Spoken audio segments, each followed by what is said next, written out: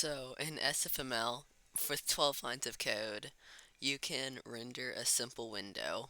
It's black and it requires 75 megabytes of memory. You can resize it.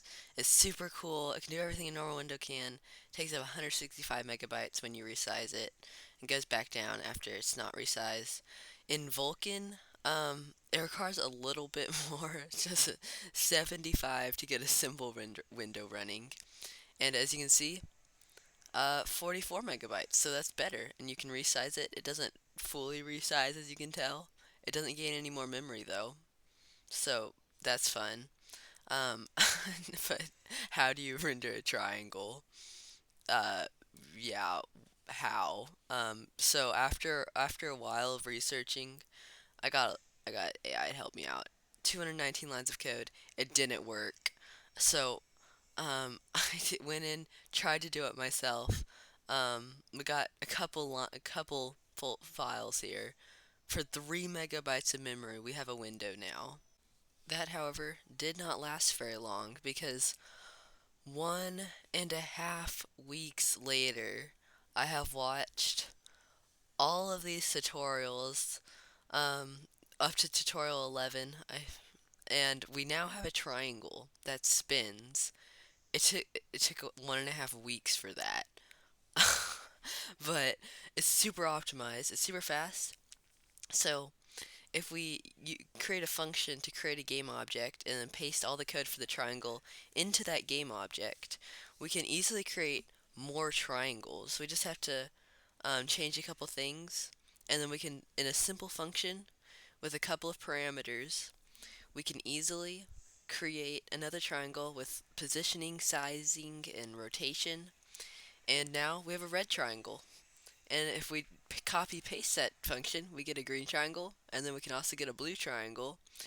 And now, with a couple more lines of code, we can get a lot more triangles. I did make the rotation slower, it's not lag. But after all that, we can rename everything, every instance of object to sprite, and then change a little bit of the code. So now we can simply define a triangle with a sprite.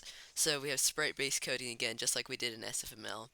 I don't want functions to create it though. And now, as you can see, we can easily create a whole bunch of triangles super fast, and it creates a circle because they spin. If I make their transform different, then I can make them move around every frame when I render them. And I had to make it really small though, because yeah, but as you can see, we can have transformation now. If we make it rotate, again, just like we had before, we can make it move like that. If we make their size really small, we can do that. So yeah, we have a pretty powerful engine. We can give them more variables though, like speed x and speed y. We can change their position by their speed x and speed y, and then we can rename a couple stuff, but we can copy paste a random number generator and then make their speed x and speed y that random number. And now we kind of have a particle system already. So that was pretty easy. But if we want to create more than one particle a frame, we want to create 10 particles a frame, and bam, that's a super good particle system. My OBS is just wait, what just happened to the quality? So, this project takes up a lot of my GPU, but it's supposed to do that. That's how it runs fast. It prioritizes GPU. If we make their colors random, we can get this.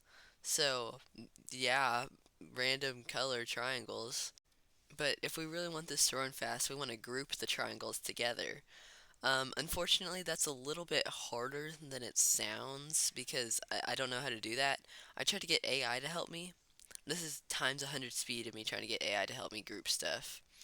It didn't turn out too well because after like a lot of time, it just crashed whenever I ran it.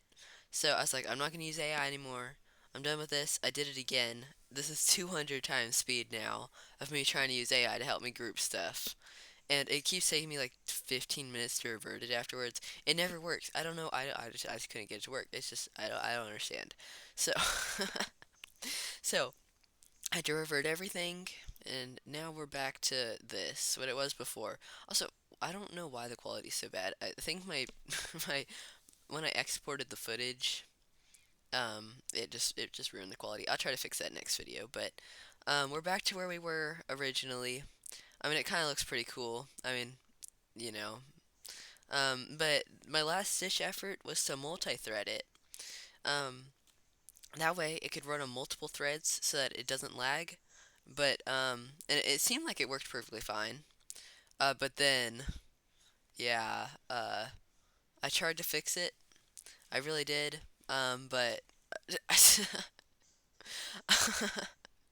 I don't know what I did wrong, but I never got any optimizations working for this. So they're just straight out triangles rendered separately in a for loop. It's just um after running it for like a minute, it starts to lag a bit. So I don't know how I would fix that, but you know, thank you guys for watching because I spent way too long on this video. Please subscribe and stuff so that you don't miss the next video. See ya.